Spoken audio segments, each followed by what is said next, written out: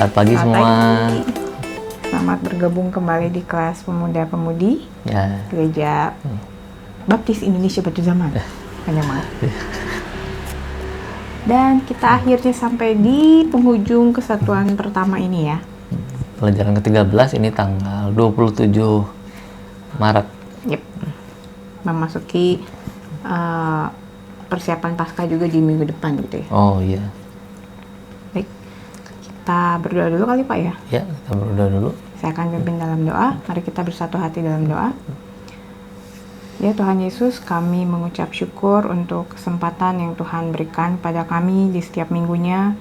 Sama seperti minggu pagi ini, kami kembali datang Tuhan, mohon pimpinan dan penyertaan Tuhan, Ya, supaya kami bisa mengikuti pelajaran sekolah minggu. Berikan kami hikmat, pengertian, dan juga kemauan untuk melaksanakan apa yang sudah kami dapatkan dari pelajaran minggu ini. Biarlah kiranya kebenaran firman Tuhan yang disampaikan sungguh akan memberkati murid-murid kami dan juga semua yang menyaksikan. Amin. Dan terlebih lagi mereka juga boleh melakukannya dalam kehidupan mereka, sehingga kami mau semua akan menjadi pelaku firman. Terima kasih Tuhan Yesus, kami serahkan jalannya pelajaran pada pagi hari ini ke dalam tangan-Mu. Amin. Amin. Baiklah, jadi kita di pelajaran 13 dan judulnya adalah mengikuti teladan kaum Rehab. Nanti kita lihat lebih detail ya, siapa kaum Rehab itu. Memang karena jarang disebutkan sih. Ayatnya yang diambil dari Yeremia 35 ayat 1 sampai 19. Ini penjelasan kedua sepertinya dalam Alkitab yang isinya tentang kaum Rehab. Kita mulai dulu dengan ayat hafalan ya. Tapi ayat hafalan tidak diambil dari Yeremia. Dari juga sih, Oh, tapi dari Yosua. Yosua 21 ayat 45 berkata, dari segala yang baik yang dijanjikan Tuhan kepada kaum Israel, tidak ada yang tidak dipenuhi, semuanya terpenuhi. Amin. Dan berlaku untuk kita juga pasti ya. Amin, amin. Oh, ya. Kalau mengingat itu selalu amazed gitu. Wow, gitu. Janjinya tuh banyak soalnya. Dan dijanjikan dan pasti dipenuhi gitu ya. Iya. Nah, oke, kita di poin pertama kita tentang asal kaum Rehab. Dari manakah asalnya kaum Rehab? Gitu. Nah, memang waktu menyiapkan ini saya sempat cari hanya 2 kitab yang menyebut soal Yonadab bin Rehab ini. Yang pertama di Yeremia yang jadi dasar pelajaran kita. Nah, lalu yang kedua itu ternyata mundur ke 2 Raja-Raja pasal 10. Nah, di sini ada diceritakan mengenai Yehu. Waktu itu Yehu diperintahkan Allah untuk menghapuskan penyembahan Baal, termasuk keluarga Ahab itu ya, karena keluarga Ahab menggiring bangsa Israel menyembah Baal. Iya. Nah, lalu di ayat 15, bertemulah ia Yehu dengan Yonadab bin Rehab yang datang menyongsong dia. Ia memberi salam kepadanya serta berkata, "Apakah hatimu jujur kepadaku seperti hatiku terhadap engkau?" Jawab Yonadab, "Ya." "Jika ya, berilah tanganmu." Maka diberinyalah tangannya, lalu Yehu mengajak dia naik ke sampingnya ke dalam kereta. Nah, jadi kalau di ayat yang dibacakan tadi bisa disimpulkan Yonadab itu bukan salah seorang penyembah Baal. Justru dia salah satu orang yang semangat waktu diajak untuk memusnahkan Baal gitu, ikut mengembalikan penyembahan kepada Allah gitu. Gitu. Di kitab 2 Raja-Raja ini. Nah, di kitab Yeremia konteksnya waktu itu orang sudah bukan Yonadabnya tapi keturunannya. Ya. Jadi Yonadab sebetulnya juga Yonadab bin Rehab. Tapi keturunan Yonadab yang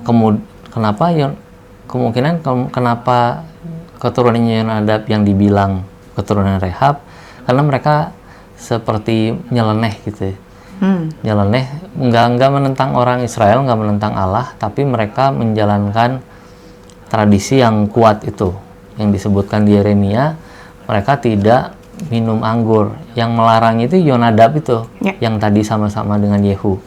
Lalu keturunannya memutuskan mereka nggak mau minum anggur dan mereka nggak mau membangun tempat tinggal di Yeremia ya. Di sini sih dibilang di ayat 6 dan 7, tetapi mereka menjawab, mereka itu maksudnya anggota-anggota kaum Rekhab itu, kami tidak minum anggur, sebab Yonadab bin Rekhab, bapa leluhur kami telah memberi perintah kepada kami.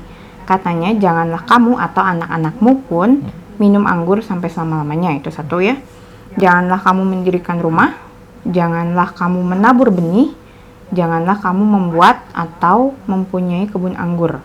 Melainkan haruslah kamu diam di kemah-kemah selama hidupmu, supaya lama kamu hidup di tanah di mana kamu tinggal sebagai orang asing. Oh, jadi kalau mungkin teman-teman bisa nanti sempat baca dulu ya, Yeremia pasal 35 ini.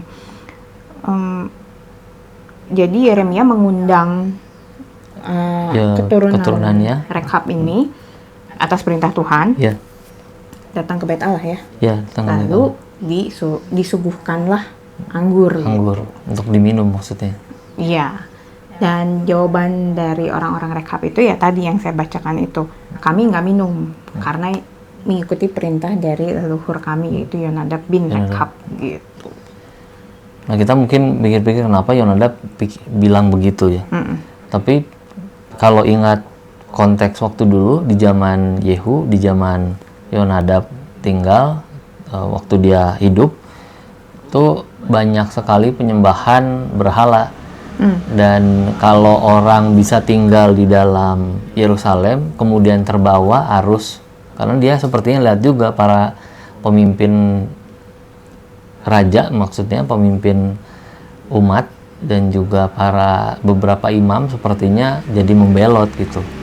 Jadi daripada ikut tradisi orang Israel, mendingan ada di luar, mendingan jangan terikat dengan orang-orang Israel itu, karena mereka membawa hidup jadi tidak kudus gitu, tidak berkenan.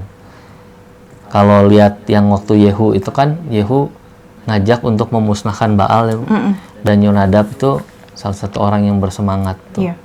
Engkau akan melihat bagaimana semangatku menghancurkan Baal gitu, kata Yehu ke Yonadab tuh.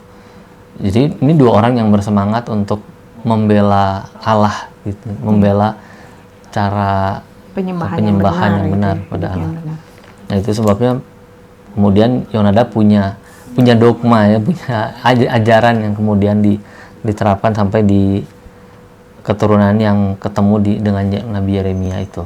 Itu bukan waktu sebentar ya teman-teman, karena Yeremia itu udah masuk kayak menjelang ke pembuangan, karena udah mulai diserang ya Yerusalem waktu itu.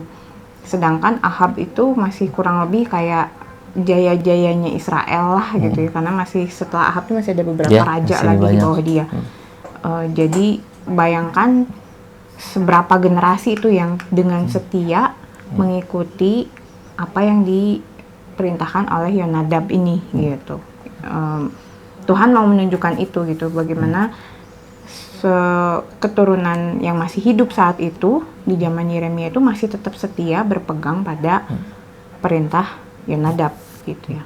Padahal kalau dipikir-pikir, perintah Yonadab itu kan perintah manusia ya. Betul. Bukan sebuah ketetapan yang diberikan oleh Tuhan. Tuhan nggak bilang kayak tadi jangan minum anggur, jangan menabur benih, kan Tuhan nggak melarang sebetulnya. Tapi karena Yonadab tadi barusan dijelaskan mengambil sikap seperti itu untuk menjaga keluarganya, ternyata keluarganya tuh bisa taat gitu, anak-anak cucunya bisa taat gitu ya. Yang anehnya gitu kan, kalau dibandingkan gitu, orang Israel pemilik tanah Kanaan, justru tanah Kanaan kan jelas dikasih dari Allah kan. Nah, pemilik tanah Kanaan justru susah taatnya gitu ya. Sampai kalau Tuhan tuh udah membandingkan gitu. Makanya keturunan Rekhab tadi dipanggil itu karena Tuhan mau kasih lihat ini orang yang diperintah manusia aja bisa setia, bisa taat, bisa inget gitu sama perintah leluhurnya. Lah ini yang dapat perintah langsung dari Tuhan, Allah yang bilang jangan menyembah Allah lain gitu ya, jangan berpaling, jangan berubah setia, susah banget gitu ya, sampai ya begitulah. Sampai pembuangan maksudnya. Iya. Kalau yang itu Bu, yang penghargaan Tuhan kepada kaum Rehab.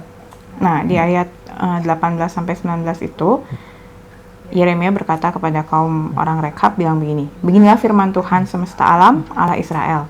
Oleh karena kamu telah mendengarkan perintah Yonadab bapa leluhurmu, telah berpegang pada segala perintahnya dan telah melakukan tepat seperti yang diperintahkannya kepadamu, maka beginilah firman Tuhan semesta alam, Allah Israel.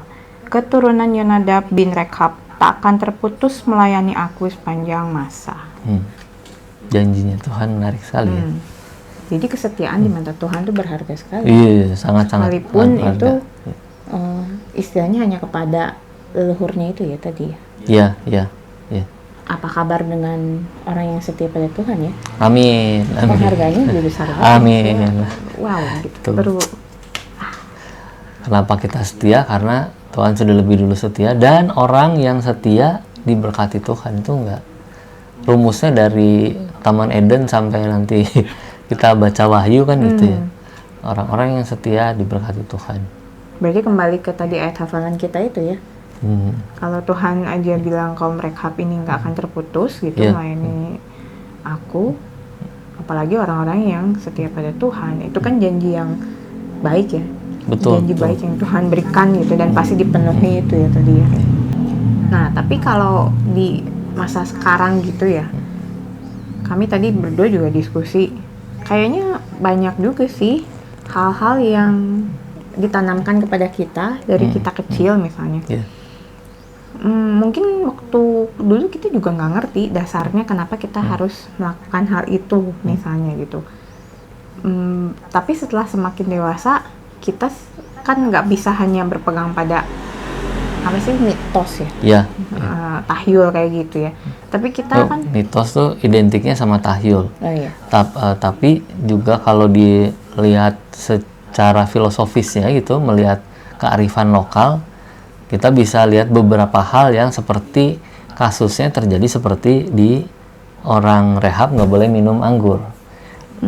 Sebetulnya nih ya Bu, kalau misalnya dilihat lagi beberapa ayat di Alkitab, Allah juga memperkenankan orang Israel minum anggur dalam kondisi-kondisi tertentu, bukan terus jadi mabuk-mabukan gitu ya.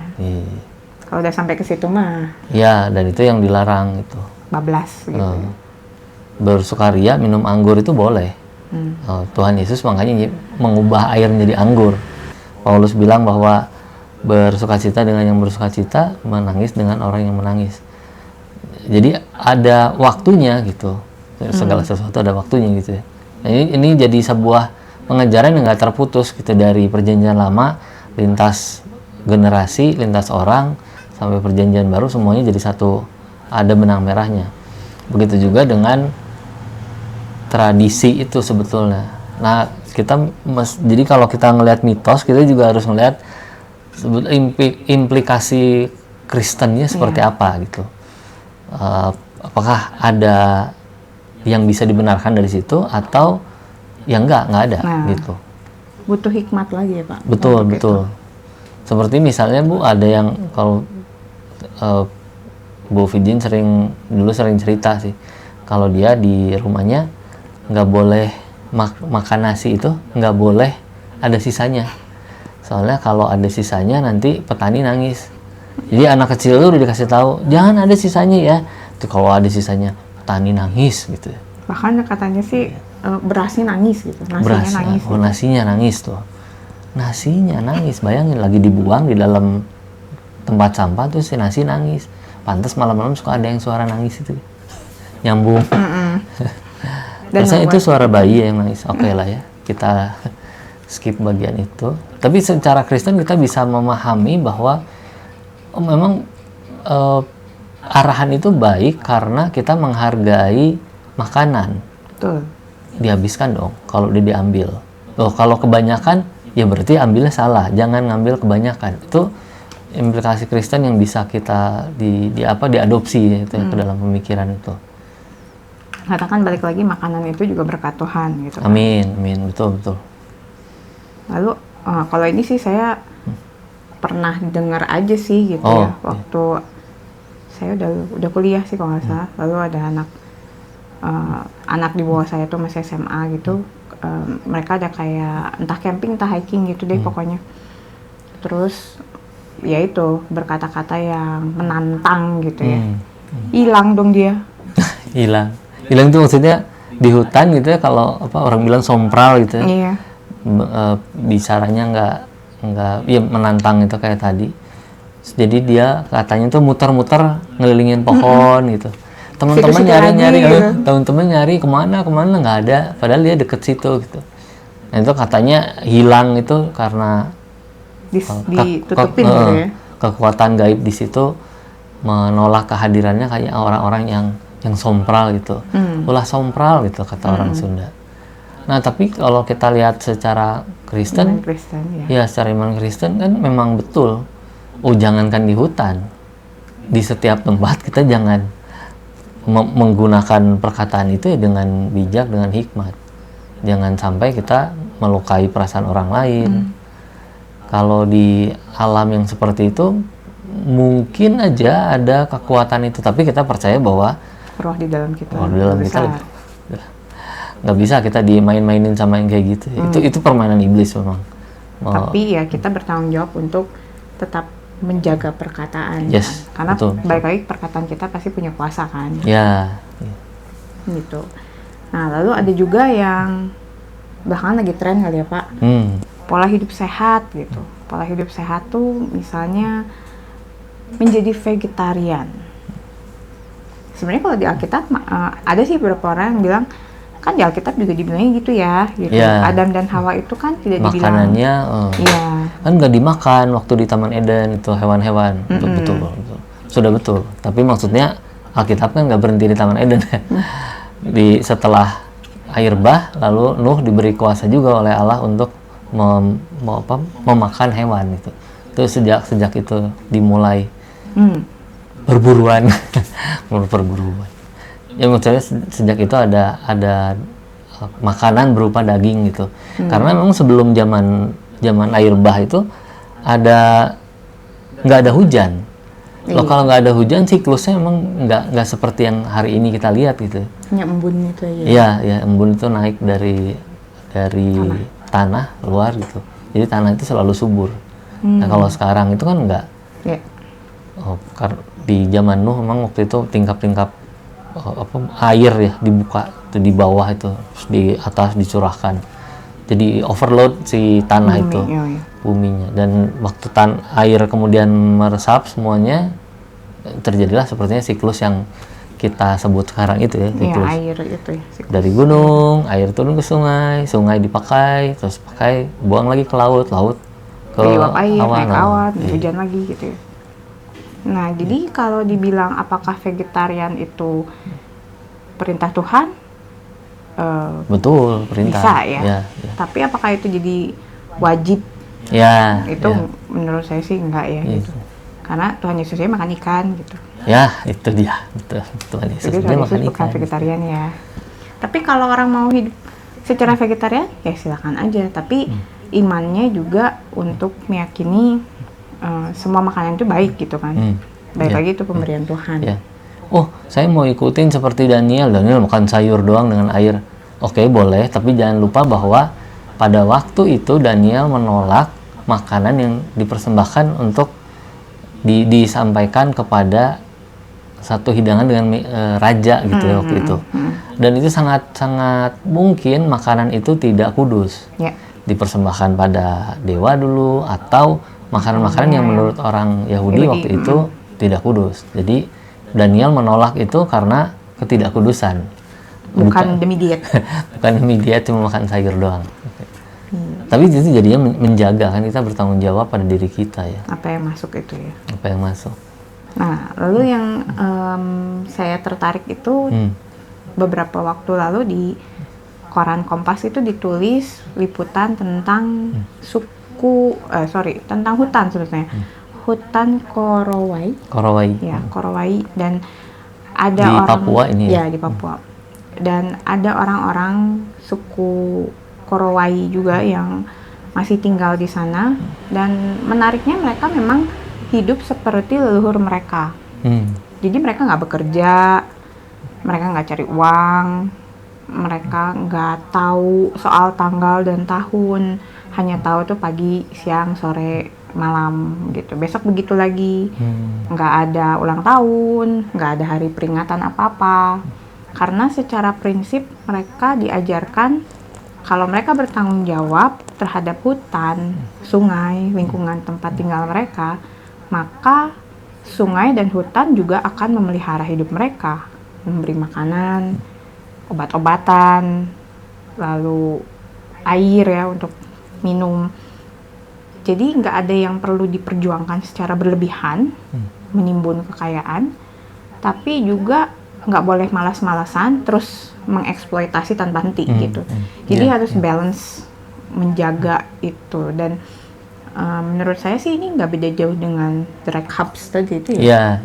Mereka juga melakukan perintah leluhur secara bertanggung jawab. Dan kalau saya melihat ya sesuai dengan firman Tuhan kan, menaklukkan bumi itu kan secara bertanggung jawab ya, kita udah pernah belajar itu. Jadi apa yang mereka perbuat, suku Korowai ini di Papua sana, mencerminkan apa perintah Tuhan juga sih kalau menurut saya gitu. Iya. Gitu. Nah itu kok bisa ya orang bisa berpikir seperti itu gitu. Kita harus mengingat juga bahwa ada di dalam Alkitab, kalau secara teologinya ada pernyataan itu ya, ada anugerah umum, ada anugerah khusus. Anugerah umum itu kita bisa terima seperti matahari dan juga ada beberapa pengertian tentang Allah. Nah itu yang, karena kita ini semua ciptaan Allah kan gitu, image of God. Jadi nggak mungkin kita terpisah sama sekali, sekalipun orang itu lahir di luar daerah lingkaran Israel. Tapi untuk bisa connect antara anugerah umum dan anugerah khusus itu, anugerah khusus adalah keselamatan, itu harus melewati pemberitaan Injil, nggak bisa enggak. Apalagi sekarang gitu ya. Keselamatan kekal, kembali lagi hanya ada di dalam Yesus Kristus. Ya, bayangkan orang-orang itu kan akhirnya hidup tanpa ada masa depan. Mereka hanya menjalani hari demi hari. Padahal kita ini jelas ada awal dan ada akhirnya. Betul. Nanti di dalam khotbah minggu ini ya, penjelasan tentang hari akhirnya itu kayak gimana sih? Promosi. Maksudnya kan sebentar lagi. Ya, ini bukan promosi sayur roti ya. Kami nggak di-endorse. Iya. Tapi maksudnya sayur roti. Tapi di khotbah nanti siang akan dibicarakan tentang beberapa gambaran sih, karena terlalu banyak memang yang harus dipikirkan gitu. Hari-hari akhir dan juga tempat kita nanti itu setelah kiamat, setelah semua tidak ada itu ada di mana, itu panjang gitu. Dan beberapa gambaran itu menunjukkan, dan itu jauh banget kalau kita ngelihat dengan budaya-budaya animisme ya, dinamisme itu yang hidupnya hanya itu aja, mengikuti siklus, terus aja berotasi gitu ya, tanpa tahu mau kemana atau harus berbuat apa gitu ya. Itu teman-teman kurang lebih pelajaran kita minggu ini. Kalau ada, mungkin teman-teman juga bisa ingat-ingat sendiri gitu ya, apakah ada tradisi atau bukan kepercayaan ya, apa sih, petuah lah ya, yang diajarkan, yang masih dipegang. Kita harus kembali lagi menguji dengan firman Tuhan. Ketika itu tidak berlawanan dengan firman Tuhan, bahkan kita bisa punya dasar gitu, yang jadi kebenarannya tuh oh ini ya gitu, ya kita bisa ikutin. Tapi kalau misalkan petuah itu betul-betul hanya berdasarkan kayak tadi tahayul, itu ketika diuji dengan firman Tuhan juga nggak ada dasarnya, ya kita kembalikan lagi kepada Tuhan ya. Yang punya kuasa atas hidup kita kan Tuhan, bukan petuah-petuah itu. Begitu teman-teman. Oke, memang agak sedikit kesimpulan barusan agak sedikit berbeda dengan dengan judulnya kan tadi mengikuti teladan. Tapi kita bisa memahami bahwa yang maksud teladan itu teladan untuk hidup kudusnya. Betul. Jadi kalau kita ikutin mitos-mitos itu dengan rasa takut pada mitos gitu ya, itu kan juga jadi menduakan Tuhan itu sudah. Ya, betul. Oke. Sip. Kita berdoa, Bu. Ya, silakan Pak. Ya. Mari kita berdoa. Kami mengucap syukur Bapa di surga, Tuhan mengingatkan kami melalui peristiwa pemanggilan kaum rehab di kisah Yeremia. Kami menyerahkan semua informasi, semua pemikiran, pembicaraan yang sepanjang video ini berputar. Tuhan kiranya memakai semua hal itu untuk menumbuhkan iman pengharapan kami, juga pemahaman kami lebih dalam kepada Kristus, kepada Juru Selamat kami. Supaya kami setelah pelajaran ini, kami boleh semakin yakin bahwa Tuhan adalah Juru Selamat dan kami harus menjelaskan kebenaran itu kepada orang-orang yang belum mengenal Tuhan. Terima kasih Bapa di surga, kuatkan kami juga supaya kami bisa hidup kudus di tengah-tengah dunia yang berpikir sesuai keinginan hatinya saja, tidak memikirkan kehendak Tuhan. Terima kasih Bapa di surga, kami memohon juga Engkau menyertai ibadah yang akan kami ikuti sebentar. Biarlah dalam penyertaan Tuhan, hikmat Tuhan, sukacita dan damai sejahtera dari Tuhan kami bisa beribadah dengan baik. Dalam nama Yesus Kristus kami mau serahkan doa kami. Amin. Amin. Terima kasih teman-teman. Terima kasih sudah menyimak. Ya. Sampai minggu depan. Tetap sehat, jaga kesehatan. Tuhan Yesus memberkati.